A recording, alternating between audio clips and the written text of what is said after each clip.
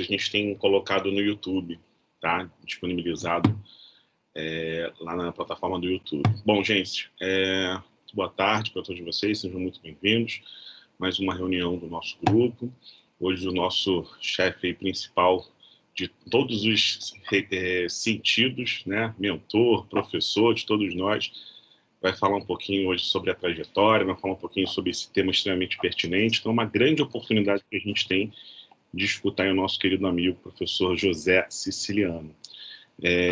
Passar as palavras para ele, mas já quero agradecer a participação no grupo, a disponibilidade, né, em estar sempre participando das reuniões e dizer que para a gente aqui é uma grande honra ter você conosco. Tá bom, professor?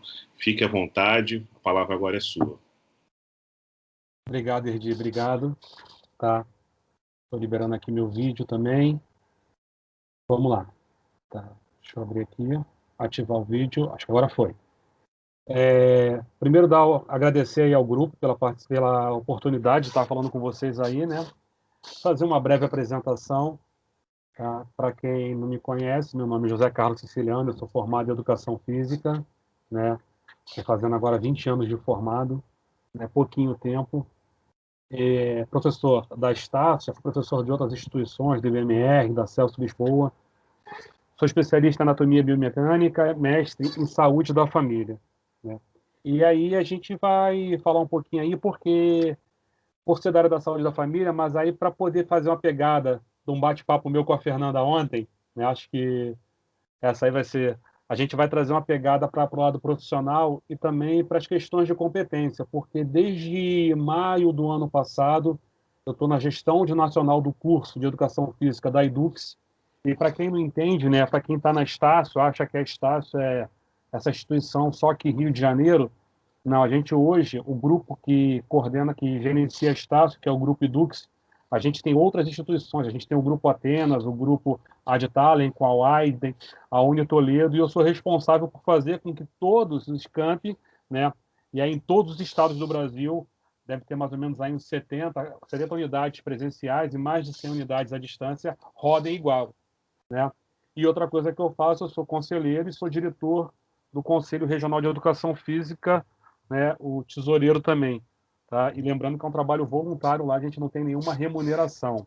Então a gente vai falar um pouquinho dessa pegada, da questão, né? Deixa eu compartilhar o que o Erdi pediu para a gente falar aí, do papel da equipe multiprofissional na promoção da saúde, desde a atenção básica, né, desafios e metas. E aí, só para a gente traçar um histórico, tá? Pô, não faz isso não, Carlos. Tá? A minha idade é brincadeira, tá? Ora. E para a gente traçar um histórico aí da nosso bate-papo, não gosto de chamar de palestra, eu não gosto de botar muito slide ali fazendo a apresentação, não.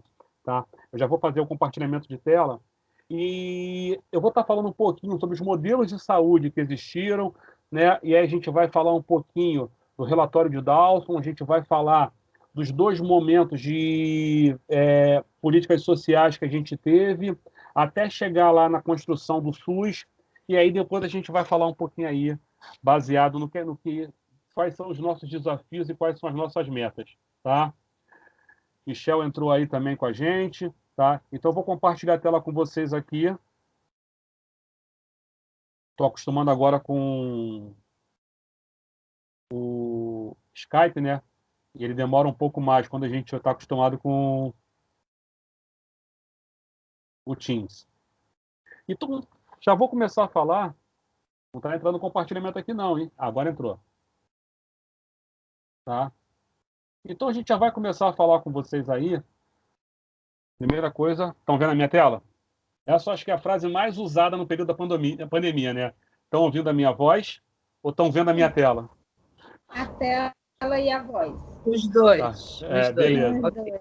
Eu acho que isso é a frase que atualmente deve ser a mais utilizada no período da pandemia. Tá?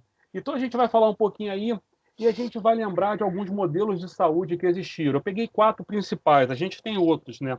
Mas o primeiro modelo de saúde que a gente tem é o modelo religioso ou xamanístico, né? Que é aquele mais místico que dizia que quando você ficava doente era porque você tinha provocado algum mal ou quebrado a sua relação com os deuses. A gente vê muito isso nas aldeias indígenas. Então você tinha um xamã ou você tinha lá, né, algum religioso que fazia isso, e é interessante a gente citar, porque em muitos casos, ainda no Brasil, hoje, mesmo quando você vai fazer a estratégia de saúde da família, você precisa ter uma relação ou com aquela rezadeira, ou com aquela pessoa da comunidade, que ela tem esse papel, né, que eles chamam lá, né, de xamã, o papel mágico religioso. Eu acho que aqui os mais novos não vivenciaram isso, a gente tem muitos aqui que são da geração baby boomer, mas a gente é que é um pouquinho mais antigo, passou por uma rezadeira, né, para rezar cobreiro, para rezar alguma coisa, espinhela caída, que nem se falava, então a gente passou por esse momento,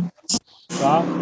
A gente tem um modelo empírico racional, que é o modelo que a gente vê lá, o hipocrático, né, onde ele fala dos 4 humores, né, que a gente tem, que são as bilis, o sangue, a fleuma, a bile amarela e a bile negra, e ele faz uma relação que quando você fica doente, tá, há um desequilíbrio entre esses humores, quando Hipócrates falou para a gente, tá, escreveu para a gente lá, Hipócrates, que na verdade é o pai da medicina, quando a gente vê. A gente tem um modelo que é o holístico, ele é muito utilizado na medicina oriental, né? Principalmente na Índia, né?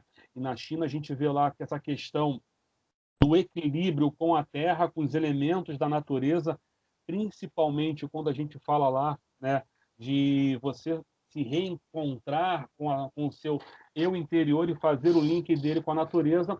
E a gente tem um modelo biomédico, que é um modelo que a gente está acostumado aqui no Brasil, né? Quando a gente fala do modelo biomédico, que é um modelo de medicina científica ocidental, ele é centrado na figura do médico, é hospitalocêntrico. Eu acho que a maioria de nós, quando procura um médico, ele procura um médico, um especialista, e a gente vai ver, né? Por isso que eu falo desses 4 modelos, que ele contradiz justamente o que fala o SUS e o próprio relatório Dawson, de 1920. Então, esses modelos que a gente tem, médico que a gente está falando, você está passando mal, você está com problema de garganta, você vai no otorrino.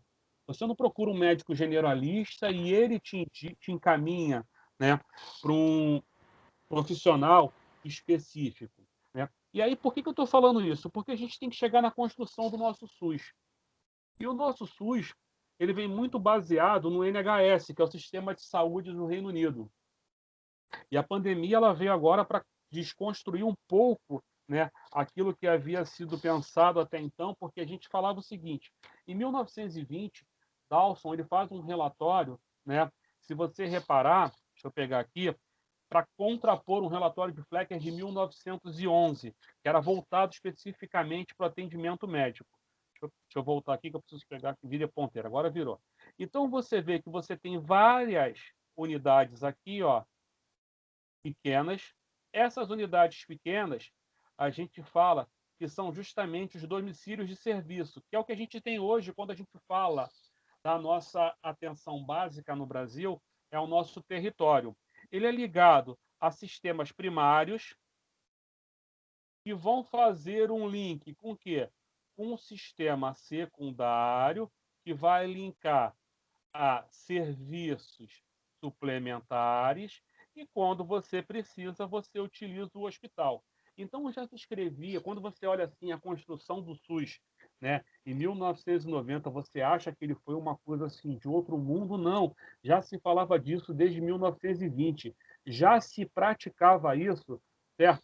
Desde 1948, 49, se eu não me engano, lá na no Reino Unido, quando foi instalado, né, o NHS. E aí quer dizer que o foco sempre era na atenção básica. O grande problema é que se você tivesse uma boa atenção básica, uma boa atenção primária, você não precisava, tá, utilizar tanto os serviços secundários ou até chegar na atenção de alta complexidade, que é o hospital. E o grande problema da pandemia foi que justamente quebrou com tudo isso, pois a gente teve muitas pessoas que caíam direto na alta complexidade, tá? Então a gente vai ver isso. Isso vai servir como base para a gente entender a construção do nosso sistema de saúde.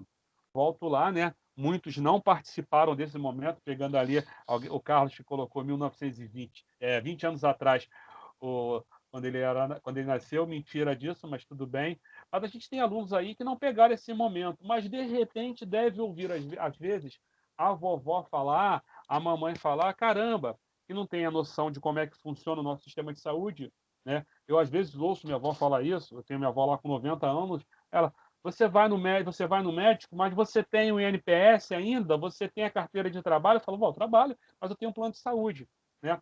Mas a questão principal é porque até 1988, eu não vou traçar aqui a construção das caixas, depois dos institutos de aposentadoria e previdência social, até a junção de tudo isso, mas até 1988 só tinha direito a utilizar os serviços de saúde principais aquelas pessoas que faziam o quê? Que contribuíam para isso. Os demais utilizavam os serviços filantrópicos ou os serviços relativos ao quê? Aos hospitais universitários, que teoricamente eram próprios para quê? Para fazer o período de residência. Então a gente tinha um foco no contribuinte, o sistema era totalmente meritocrático e ele era excludente. Quando a gente chega na Constituição de 1988, quando ela vai lá e estabelece que saúde é um direito de todos, né, e dever do Estado, tá? Ela é chamada de Constituição Cidadã, e é interessante a gente falar disso, a gente vê que o Estado, a partir daí, o Estado assume esse caráter social.